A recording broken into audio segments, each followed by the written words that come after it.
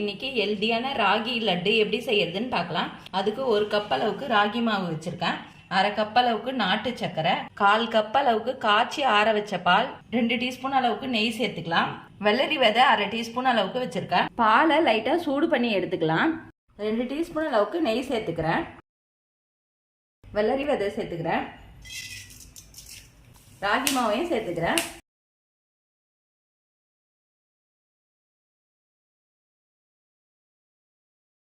நீங்க சிம்பிளா வீட்டில் 5 நிமிஷத்துல இந்த ராகி லட்டை செஞ்சு முடிச்சிடலாம்.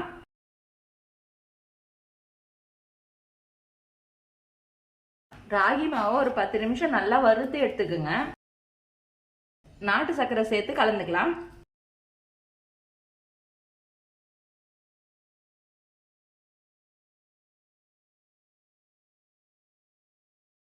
ராகி மாவு பச்சை வாசனை போற அளவுக்கு நல்லா வறுத்துக்குங்க.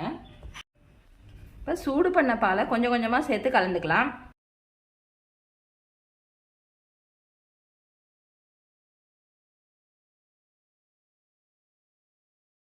சூடான பால் ஊற்றி ஆறின பிறகு பிசைஞ்சு வச்சுக்கோங்க.